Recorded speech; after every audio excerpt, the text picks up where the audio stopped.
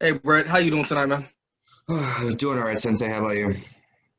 Not too bad. So, kind of wanted to talk about a few things pertaining to self-defense and kind of how the martial arts community sees self-defense and their views Right. and their opinions, and the difference between kind of what we do and Yeah. our personal opinions and views on that. Yeah, of Um, course. like you and I were talking about some things the other night. So, I'd like to just go ahead and kind of address that, or maybe go over some of that tonight, and we can do it here on this video versus just us talking about it. Maybe some information that people might be interested in. Yeah, absolutely. What you got? Well, well, let's start with some things that we were talking about last night. The difference between self-defense and point fighting. Right. Okay. Yeah. So I was in the community group, for my local area, and someone was asking about, that they're looking for self defense classes, and this was an adult, and a local school owner commented, talking about, that they're a self defense school. There are, I want to say it was Kempo, and they're talking about, because Kempo is a self defense based art, they have like 300 self defense techniques, from white to black belt, and that they can provide, the education that this person was looking for. But actually knowing this instructor, like, they're 100% sport. Like, everything they do is point fighting, creative forms, musical forms, XMA. Like everything is tournament based, and there's really no self defense aspect. There's really no self defense training at all. At least how you and I would classify it. So I kind of feel like, martial artists in general just either don't understand what self defense really encompasses, or they I don't want to say anyone's going to, intentionally mislead the public, but people didn't need to really look at themselves and kind of be honest about what they do. Like, if you do sport and own it. Like, if your job is to create champions, then great. Then go create champions, be the best you can be at sport. But self defense is entirely different. It's an entirely separate animal. And when you say you teach self defense, like, you're like, people are putting their lives in your hands. And if you're out there teaching them, point fighting, that's going to get somebody killed. No, I definitely agree. I would agree. I think one of the biggest issues when it comes to martial arts in general is that most people don't ask questions. We have this weird idea, this weird philosophy, this weird teaching process in martial arts, in my opinion, like from day one. Don't ask questions. Don't question sensei. Do as you're told. God forbid you ask a question, or God forbid challenge a technique. You can challenge a technique and not be rude about it. You can challenge a technique and not be disrespectful. And so the other problem I think is that when you are a individual coming into martial arts and you don't know much about it, maybe you're new to it, maybe you've seen your friends or family do it, but they're familiar with just the sport aspect, the idea that you can kick, punch, block. You have trophies and awards and all these other things that you can do self-defense, or you can defend yourself. And realistically, you and I know, and we've talked about it in the past, um, even having a sport background, it's kind of that 50-50 of, you know, Right. it's better than not knowing something, but it's just not enough. But the reality is that if that person gets lucky enough to get off a sport technique, it may be effective, it may not be. But the real question is what happens whenever they throw that really nice high round kick or that really nice spin kick and that person eats it. Yeah. Then what? Or they throw that nice little tag back fist and, things go south. Right. Um, in general, I think I would agree. I think the biggest issue, at least in our area here in Ohio, is that most people don't want real self-defense. I don't think people. It's not necessarily that they don't know what it is or they don't have an idea. Sometimes I think it's more of that they just don't want it. Nobody wants to be punched, kicked, slammed. Nobody wants to deal with real weaponry like knives and guns. Nobody really wants to kind of be pushed to that limit. It's just not beneficial for them. They feel like they pay enough money, they can go win some tournaments, whether it be karate, taekwondo, kung fu, BJJ, whatever it is, and their instructors pat them on the back, give them a good job. They pay a fee, they get their belt, and they're happy with stuff like that. No, no, no. I think you're absolutely right. And when people find out, what self-defense training really encompasses, at least as far as you and I teach it, right? Like, it is so much more than going to class, punching, kicking. I mean, choke escapes, wrist escapes, and all these things are great. But at least to me, like, self-defense training has to encompass everything that goes on during a violent attack. right? Like the physical techniques are so down as far as the level of importance, right? Like a punch is a punch, kick is a kick. So yes, in that aspect, like sport training does help you a little bit. But when you are like being attacked, people need to understand what actually happens to your body. The adrenaline dump, the psychological stress, the tunnel vision, the loss of fine motor skills, all these things come into play. And the only way to train that is to simulate it and to get your body used to functioning in that heightened state. And you're right, people don't want it. Like, people want to go to class, they want to have fun, they want to feel empowered. They don't want me shoving a gun in their face, telling me, get on the ground or I'm going to shoot your kids. And like this is uncomfortable, but that's self-defense training. That is preparing you for the real world. And you're right. I agree. There's definitely a difference, and I think people tend to forget too, because self-defense is such a broad term, and everybody's used to that word as self-defense. Like, oh, I got a black belt, I can protect myself. Oh, I have a black belt, and that black belt doesn't mean nothing. I hate to say it, but that's just some shit around your waist. Let's just be honest. Like, Right. that belt is not as important as the knowledge and the information. You have to be able to have good verbal skills. You have to be able to recognize situations before things happen. You've got to be able to recognize a crisis when it starts to break down. Like, there's things you got to understand. It's not just, physical, like you were saying. The other problem is that when you look at most martial arts instructors, they just don't know. Yeah. They just don't know. They've been fed this information for so long. It's kind of like the military and law enforcement and all these other things. Of course, with me having the public safety background and you being in private security and other people that we know, they've been involved in law enforcement and so forth, so on. But the problem is that it's sometimes the training is bare minimum. You graduate the police academy in 6 to 8 months, and then there's no more training. Like, you don't requal or do anything for a year. You're required to do all this extra training yourself, and it's bare bones minimum. And they're sending officers out here to do these jobs and protect themselves. And, then there's this big issue as to why officers are shooting people. And I mean, it's a whole nother story, but self-defense is self-defense, but then you have self-protection also. There's a difference, Absolutely. in my opinion. So the difference between self-defense and self-protection. So actually, let's touch on that. So like in your mind, like what is the difference between self-defense and self-protection? So self-protection starts way before things become physical. Self-defense is whenever things have already become physical. They're already in my zone. I can't get away from them. I can't walk away. I can't run away. And now I have to actually put hands on. That's a little bit different. Self-protection is being aware of my surroundings, being aware of situations, acknowledging things like, oh, this person over here is acting a little funny. And there may not be nothing wrong with them, but I still want to keep my eye on them. Right. Maybe, oh, there's 4 or 5 people here, so instead of me doing this, I might walk back into a building, wait a few minutes till they leave. If they don't leave, I might find another way to leave if I'm uncomfortable. Self-protection is more self-awareness, in my opinion. Yes. So self-protection at that point is really being proactive. Like, don't go stupid places where stupid people just do stupid things. Right. Like, I mean, and realistically, things are getting worse as time goes on, and for real, our generation is changing, and the way that people are responding are changing. The drugs are getting more aggressive.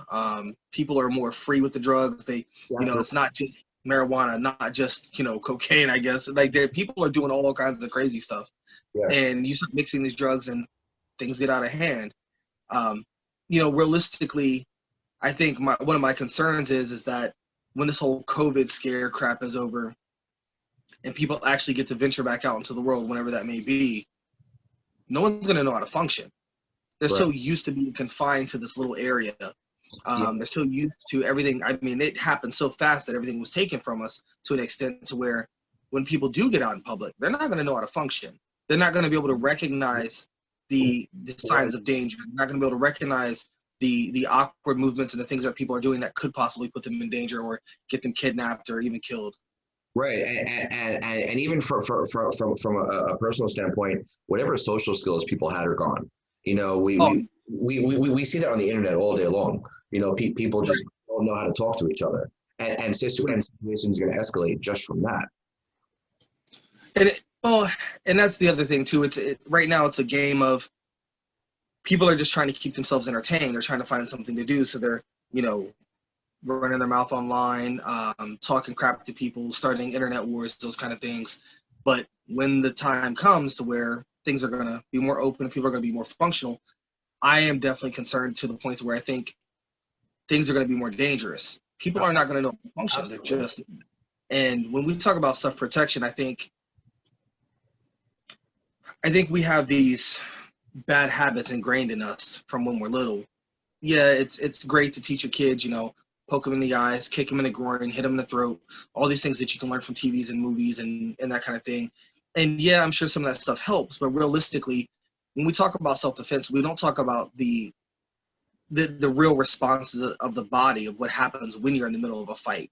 The difference between fighting for your life and just a little scuffle. Many people don't talk about that. One of my biggest pet peeves when it comes to self-defense specifically, because I think anybody can get lucky enough to throw a couple good strikes, but I think firearms is a problem for me. And I feel like you have all these instructors out here, some with information, some with good knowledge, and others that have none. I don't think you should be teaching firearm disarms if you've never shot a gun. I don't think you should be teaching firearm disarms if you've never had to take a gun class, period. If you know nothing about firearms, not just about shooting them, but basic information such as anatomy of the firearm, what the gun does, what type of gun is it, double action, single action, how many rounds does it hold. There's so many different things about different guns, and guns are changing all the time. Right. And we have these instructors out here that, have this idea, well, this was taught to me by my grandmaster, and then my grandmaster taught me this, and I was taught this, and then now I teach you because it always works. Well, no, it doesn't always work. And what happens when it doesn't work? You're going to run around with brown streaks in the back of your pants, and you're going to have this puddle in front of you. Yep. You're going to freak out. I mean, that's just what you're going to do. Everybody's a badass. Everybody, until that gun is in your face, until you actually experience legitimate cold steel, a real gun in your face. You can't really explain that to anybody. You just can't respond properly. No, you're right. Which goes back to what we were saying earlier. Like, people just don't want to train like that. And I guarantee you there's going to be people out here who say, like, it's negligent to train like that. I mean, they're probably right. But like, it's important to really simulate and replicate as safely as possible, of course. Obviously, we want to take precautions and not, be out here killing our students. But, being able to replicate as much as possible the actual stress of being in that situation. So, can you function at a heightened state? And if so, how? Well, so no, I definitely agree. I think part of one of the issues is that, like you said, people don't want to train that way. And people are afraid to train that way. But when it all comes down to it, here's the thing. This, people that don't know me don't know, but obviously I'm a firearms instructor. I've been a licensed instructor since 2012. Not only for the NRA, but also working with public safety, teaching firearms for that as well. And we teach different classes, those kind of things. But firearms can be taught safely. You can do self-defense safely with a real gun. There's snap caps, there's training rounds, there's BB guns, there's CO2 rounds, which I don't recommend using the actual pellets, but I do recommend using the CO2, the gas, just the air from it, just in general, just to give you that jump. There are options. I suggest, using starter pistols so that you get that loud bang, get that shock going through your system so that you just don't go, oh, I have this amazing gun in front of me. It's plastic and it's wooden. And Sensei says, do this. And oh, wow, fantastic. And I've got this gun. And then you have these people out here that, do the most perfect technique. It's like 100%. It's amazing. Bruce Lee would be proud. And then at the end of the day, they're holding this gun and they don't know what the hell they're doing. They're holding a gun like this, or they're holding the gun with their thumbs crossed behind the slide. Right. There's all this craziness going on. So what good does it do you to disarm a gun and then possibly shoot yourself, or shoot the person that's with you, or to accidentally shoot that person, even though we have the stand your ground law sweeping the nation?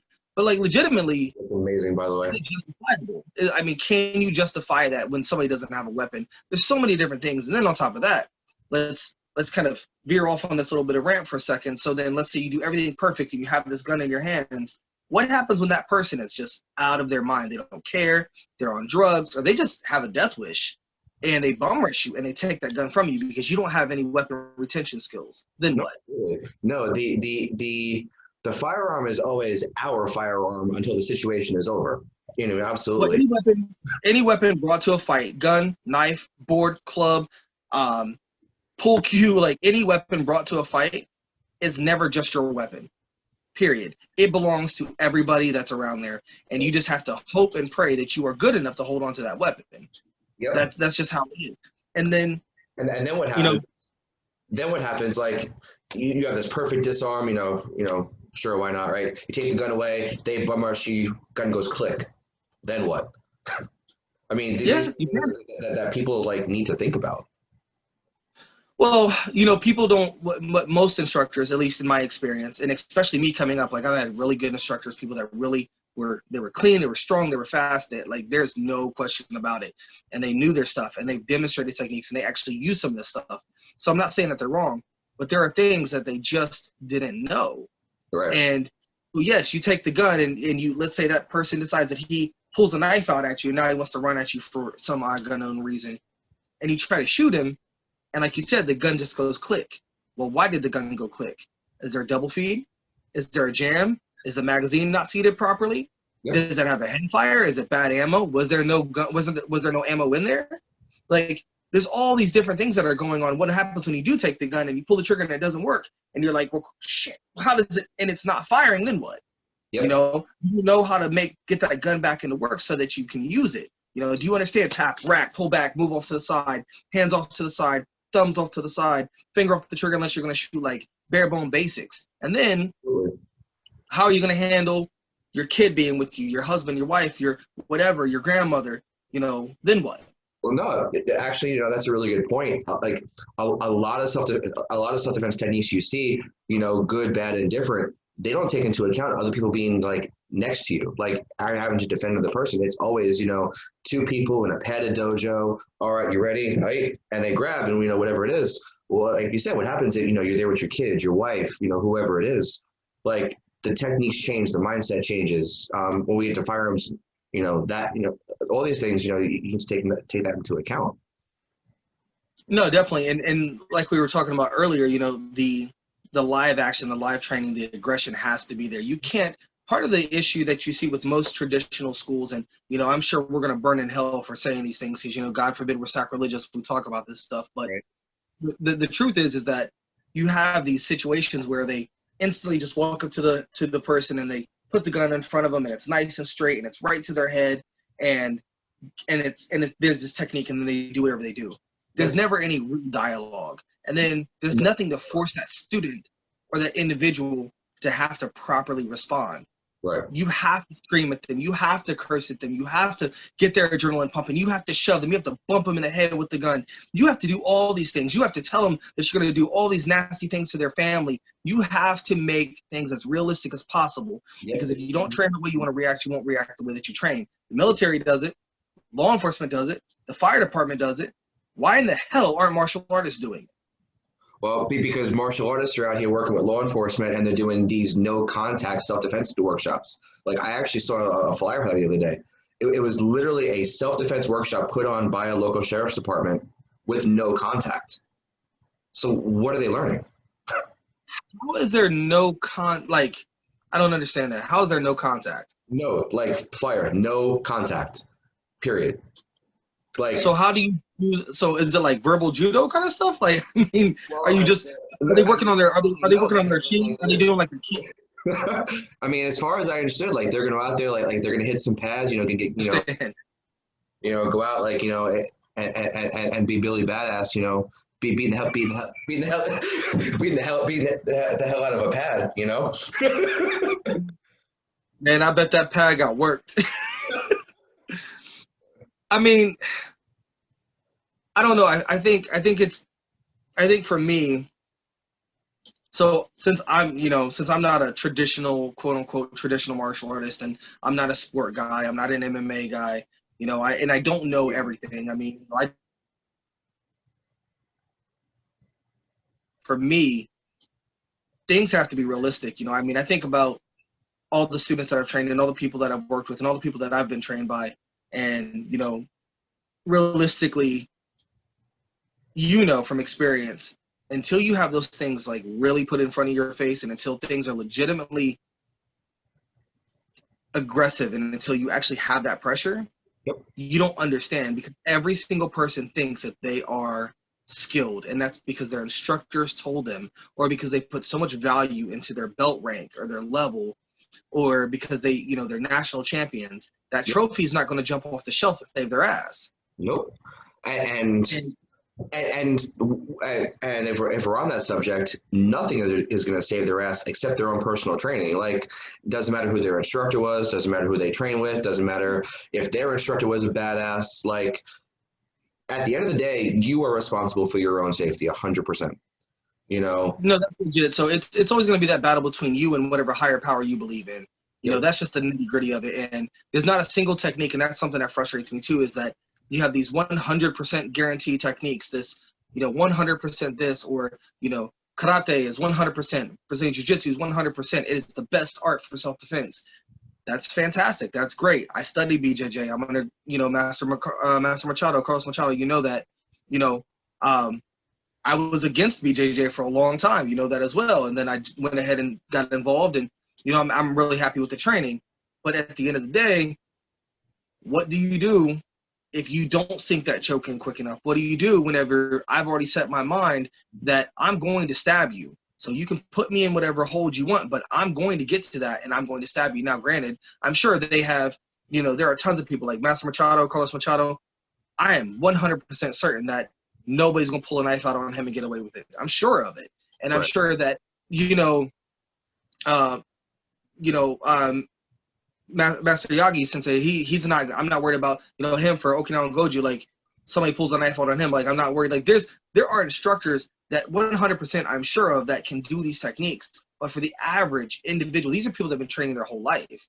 Right. For the average individual that comes in and says, "Hey, I want to take a martial arts class. I want to learn self-defense. I'm afraid to walk home at night. I'm afraid to walk through my dorm. I was attacked one time. Whatever these things may be." And then on top of that, you have other situations, not just focused on the firearms, but then you have people that have been sexually assaulted, people that have been abused, people that have been beaten. And you have instructors that can't recognize that abuse in the individual. Right. And they just teach them these patty cake things, and they go, "This is great, this is going to work." And then they come up and they grab them, and they're nice, and it's, "Oh, this is fantastic, and great job." But there's nothing to force that individual. And this sounds really crappy to say it this way, but it's the only way I can word it. And so maybe if I find a better way so that I don't get purged for it, but to force them to relive some type of trauma. The only way to get that individual to properly respond is to, in my opinion, get them to have that same type of fear. Now, it doesn't have to be 100% that type of fear and that adrenaline rush, but you need to get them to go, "Oh shit, this is bad," and their mind is going to click back in, and they're going to, if they have PTSD or whatever it is, sadly enough, that needs to kick in. Yep. So that we can show them as instructors, you can fight through this, instead of curling up and crying. I don't know how many times you and I have done seminars together for people, and we look at the individual and we're like, "Yeah, we know what happened. We don't have to say nothing." Yep. They start crying. They don't want to participate. They don't want to do things. And we force them to fight through it. And how many times are they appreciative of what they had to do? You're right. All the time. Yeah. So now, granted, we had that like 1 or 2% that are just like, "Oh, I don't want to do this. I'm leaving." In all the time of doing this, though, in all my time of teaching, I've never had anybody ever walk out of a seminar. They just don't come back as a regular student because it's too much for them. And that's okay. I mean, I respect that individual for that. But so I can't lie to you. No, absolutely not. And as instructors, like, that's one of the most important things, is just being honest, like, with your students, like, being honest about what you teach, honest about who you are, what the focus of your school is, things like that.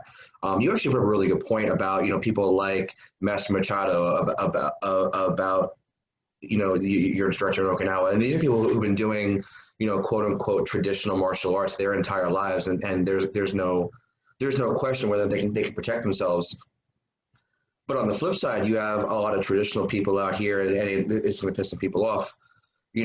We all know that traditional systems can and are effective if they're trained properly. The problem is you have these traditional people out here saying that they teach self-defense, as long as you stick with it.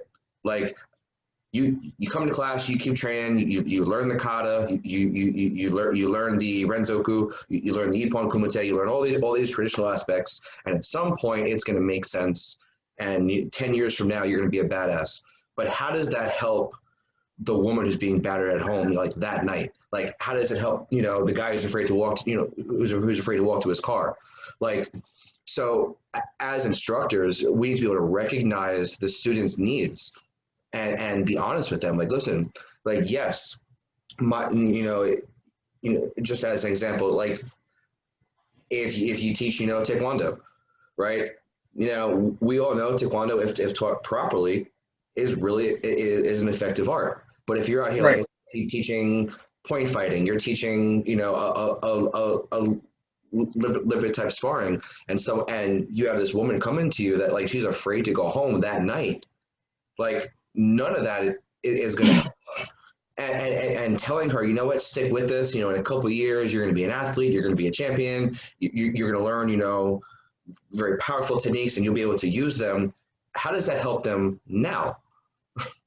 Well, of course it does, and that is always a big issue. So I think one of the other issues may be that martial artists forget that not everybody's a martial artist.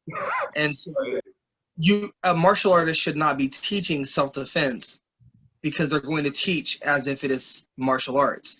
Right. Martial arts instructors, like you take a taekwondo person as an example, we can talk about taekwondo because we're judo-kwan, right? We're got all the fanciness, so we can do that, right?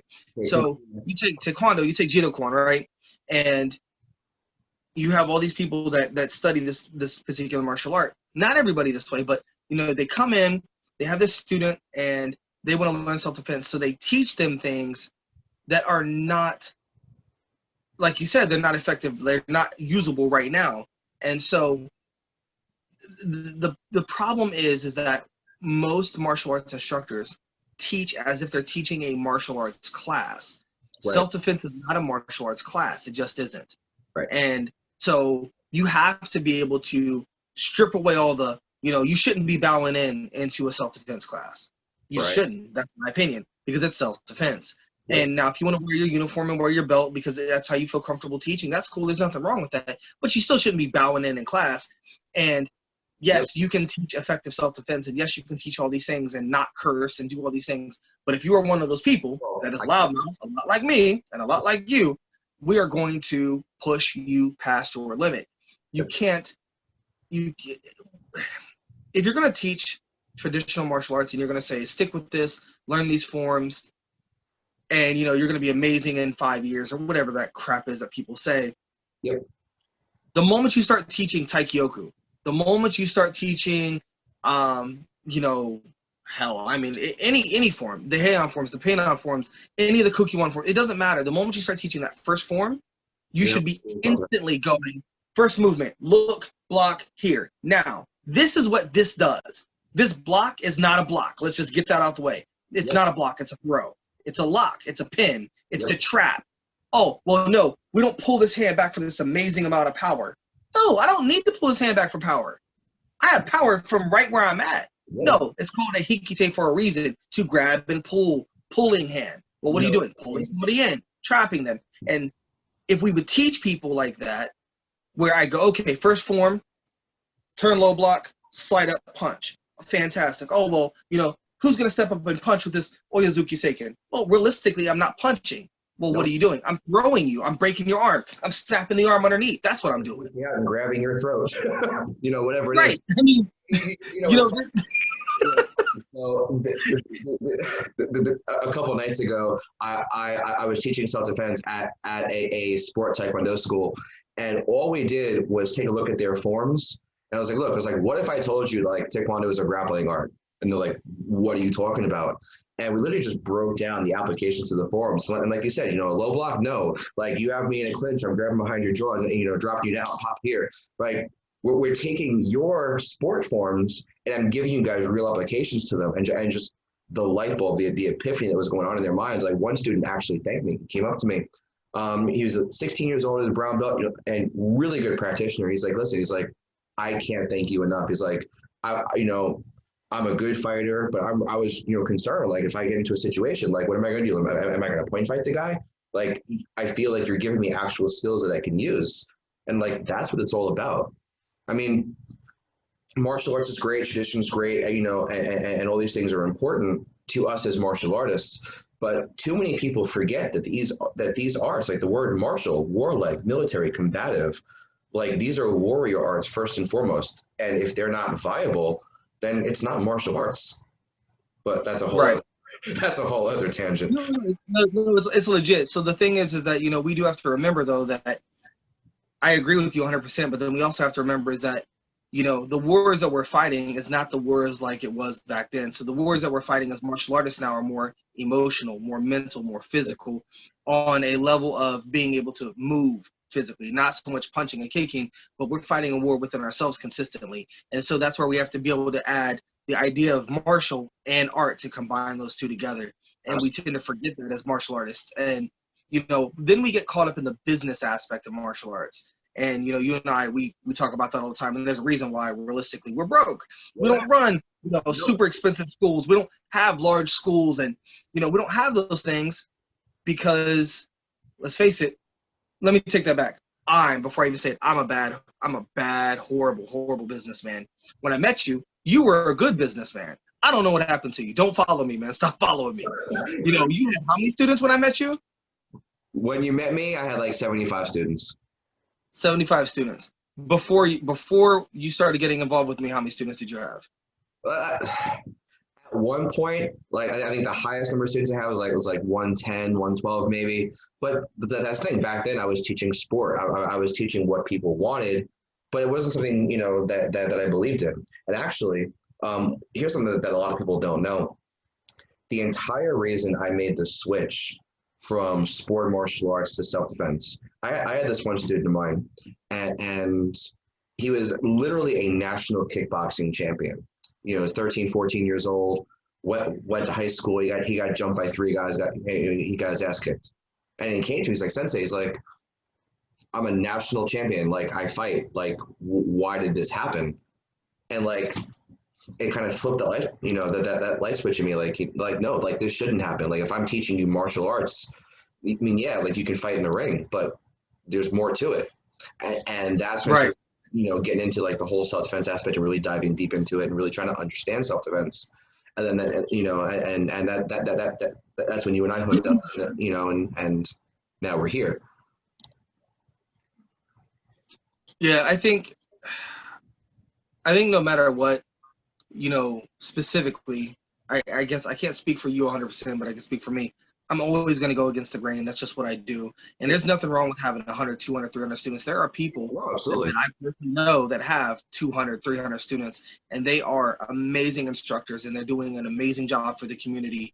And they're doing things that other people just aren't doing, that other people just can't do. So, I would, kudos to them, legit. Like, so I'm not saying that because you have a large school or a lot of students that you're not a legitimate martial artist or that you don't have good martial arts skills, because that's crap. I know a ton of them that are good. What I'm saying is that sometimes people, and we see this more in the smaller areas, at least I do, where people focus more on the business aspect of, making a quick buck, making some money. Maybe they were champions at one point in tournaments, and then they wanted to kind of make money and start doing it that way. One of the things that I've had to come to terms with recently is there's nothing wrong with being paid and making money as something you're passionate about. Not at all. Not at all. Being paid isn't dirty. No. I mean, if you can get paid to do what you enjoy doing, why not do it, right? No. Don't hustle and lie and cheat people out. Exactly. At the end of the day, it just comes down to being honest. Like, as martial arts, instructors and school owners, like, we have to be honest with our people. Like, when they walk in the door, we have to have enough self-respect, enough respect for the person who's standing in front of us to say, someone walks into my school and they want Kung Fu, they want Wing Chun. Well, you know what? I don't teach that. But, there's a school down the street that does. I'd be happy, to give you their information. We have to have enough respect for the person in front of us to say, no, I don't teach that. No, I am not the school for you. Let me help you try to find one, instead of trying to sell everybody and convince everybody that walks in your door that that they need to be there, they need to pay you, and everything else. Like, be honest about what you do, own what you do, be the best at what you do. And if they want something that you don't offer, it's okay. Like, it's not the end of the world, and it's not a reflection on you as an instructor, as a man. I feel like too many people get butthurt and get their egos hurt when someone says, you know what, like, this isn't for me, but like, that's okay. Well, yeah. So, I mean, I agree 100%. I think ego is always going to be an issue, no matter what we do. Like, that'll just never change. You should always be able to pass somebody on to somebody else if you can't provide what they want. Absolutely. But one of the other things is that most people, at least in my experience here in Columbus, when somebody calls me and says, "Hey, I'm interested in classes," I always ask them a bunch of questions, and because I want to be able to make sure that I'm providing them with enough information. I want to make sure that I'm providing them with, letting them know, like, hey, I can provide this or I can't provide it. And I never have anybody call me and say, hey, I want to learn karate or kung fu or whatever. It's always this weird thing of where they think karate, taekwondo, and kung fu are all the same art. There's this weird thing where people just think that automatically because you have a black belt, you can teach them self-defense. And TV and movies have probably caused a lot of issues with that stuff, of course, over time. But nobody ever calls me up and says, hey, I want to learn judo or I want to learn this. They never do that. They just don't. So most of the time, people don't even know what they're looking for. When you ask them, hey, what do you want? Oh, well, I want to make sure that my kid learns some discipline. But then I want to make sure that he can defend himself. But, Johnny's really quiet. And I don't want Johnny getting hit because, he might not want to do karate anymore. Well, it's not ballet. Right. It's martial arts. It's not like I'm going to just grab Johnny up and punch him in his face, but you know what though? That same parent would sign Johnny up for football. in a heartbeat. And Johnny's going to get tackled and say, you know what? That's just part of football. But In a people heartbeat. force that way.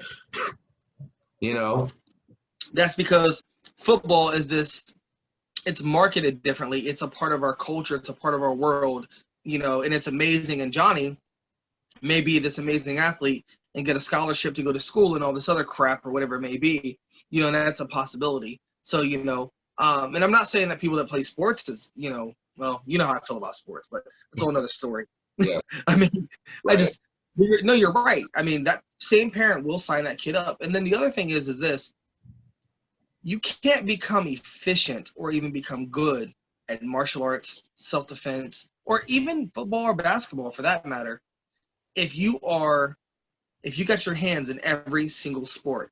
So you tend to run into situations where I think parents want their kids to try everything so they can get a feel for it, which is fine. But everything that's fine when they're 5, 6, 7. But by the time they're 8, 9, 10 years old, like, you already know, like, what they're interested in, what their attributes are. Like, when as they're getting older, like, they shouldn't be doing 10 different things.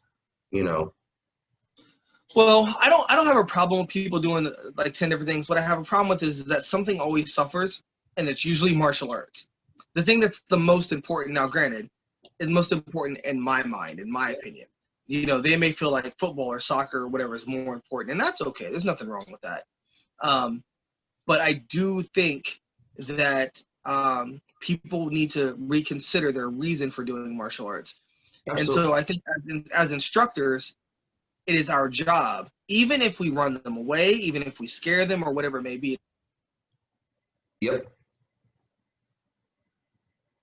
My class, I just want you to know that we use real knives. We use BB guns. Yep. Oh, well, you're not supposed to tell people that because they're going to run away from you and they don't want to be involved in your program because you're negligent, you're dangerous, you're all of these things. That's fantastic. You say all those things, but I've been doing this for 17 years. I'm not negligent. I'm not dangerous. And I can assure you that you pull a real weapon on one of my students and they are not going to panic in the capacity that somebody else is going to panic that has never trained with a real weapon. No, you're absolutely right. It's funny. Like you said, in our school, something that I got from you, like live knives, BB guns, real guns or training rounds, all these different things. I have never had a serious injury doing self-defense training like that. The most serious injuries we've ever had are from sparring. You know, people getting a broken nose, things like that. Like it's funny, like the sport, you know, training that everyone, you know, that everyone thinks is so cushy and so safe is where we've had the most injuries. Where if I pull a knife on one of my students, like I said, you know, they don't panic to the same level as someone who's never experienced that does, and they're able to function. You know, and I mean, obviously, you know, we are taking precautions, but there are no injuries. So to say that training like that is negligent, I mean, I'm sure most people, you know, will agree that it is, but it really just comes down to the control you have on the floor and the culture you have in your school. Um, but, you know, so one of the things that I do, every school I know of gives a free trial. It's a free class, a free week, whatever it is. And most people use that to try to sell the student on their school. Where for me, it's the complete opposite. No, like, I'm trying to get you out of there. I don't want you to come back if you can't stay. yep. No, that's exactly it. Like that free trial is an interview. Like, Yep. yeah, like obviously, like you're coming in here, you know, seeing if you like it. But on the other hand, I'm interviewing you the entire time, like making sure you are a good fit to the school, making sure you're going to fit in with the culture I've built, making sure that you're up to the level of training. You know, like this is a two-way street, and I can't tell you how many people I've turned down that just, you know, and you know, I'm sure this isn't good for business. I'm sure it's not going to sound great, but people who just don't want to train the way we train, and that's fine. Like, go somewhere else. I can give you recommendations for some great schools in my area. Like, I am not the only school around. I'm the only Right. school, I'm the only school around that does what I do. And if this is what you want, then come train here. But if it's not what you want, it's cool. And I'd be lying to you if I said, you know what, come in, pay me, you get the registration fee, get your first month, go ahead, let's train. And I'm stealing your money knowing you're not going to last. Yeah, see, that's another thing too, because I hate when people, honestly, it drives me nuts. I hate when people come in, they sign up, and they just don't come to class. I will just tell them like, hey, look, I don't want to keep taking your money if you're not going to come in. I feel like I'm stealing from you. It's better for you to just go ahead and find another school or whatever it may be. Yep. And like you're right, not it isn't for everybody, but on the other hand, if everybody did what we did and what we do, then we wouldn't be unique. What's that? No, if everybody did what we did, the world would be a safer place. Well, but the problem is that we are unique, so it's a positive thing for us. But then obviously, we alienate a lot of people. We alienate a lot of people that are interested in doing things, because people don't like change, and people don't like to be challenged. And if they are challenged, they don't like to be challenged in a capacity that can, so what is I'm looking for? I guess crush their ego would probably be a good way to put it. Yeah. I mean, people don't like. I've had so many instructors, and this sounds bad, but I've had so many instructors, so many other master black belts come in and visit me and tell me about all these skills and all these things. And I have an open floor policy. If you come to visit me, teach, man. Share knowledge. Teach me something. Teach my students something. I don't want to be teaching you. You're a visitor. I'll share with you, but I want to learn something too. Yeah, of course. And they talk about this. I've only had a few people come into my school that didn't run from the information. Like, they say, okay, well, let's do some knife defense. And I pull out a real knife. I got this gigantic butcher knife, Paula. We keep Paula around. Now we got a bunch of names for him. Yeah. But I pull out this little butcher knife, and the guy just looks at me, and he's like, what am I supposed to do with that? I said, defense. No. And he's like a 6th-degree black belt. No, you know what? I remember coming up there, very first time I met you, coming up there for my founder's exam, and you pull out that knife, and you're like, by the way, last person who took this test kind of got gutted. You threw it into the ground. You're like, please move. And you know what? I'm still here, so I don't know what that says about me. But listen, so we are kind of running out of time, so let's do this. If you are looking at someone and they say they teach self-defense, right? In your mind, what are some really essential things in that their training needs to encompass? Like you come to my school and I tell you, we are a self-defense school. What does that mean to you? And what should that mean to a potential student? I think for me, I would say that some of the things that are most important, I would ask, I would want to know as like how in depth in self-defense you go. Okay. not so much as a technique, but as an information. So when we're talking about self-defense, again, weaponry is a big thing for me. So I think information pertaining to firearms, not just pistols. We're talking long guns, knives, that kind of thing. So I think information and being able to push limits. I think everybody should have a limit pushed. You should be pushed past your limit and tested to the point to where you know as an individual, as a student, what you're capable of, because you're never going to believe it until you've been pushed past that limit and you come out of that swinging. Absolutely. Cool. No, I agree 100%.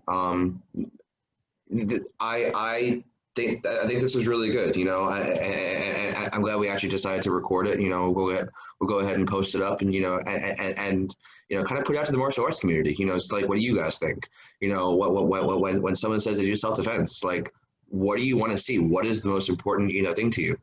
We'll kind of go from there. Well, and that it'll be interesting to see what people have to say. And in all honesty, I think it'll definitely be interesting. But maybe in the next video we can be a little more specific. I think this one was specifically just to kind of put feelers out there and see how people respond and how they think and what they react to, and a little bit of a shock factor.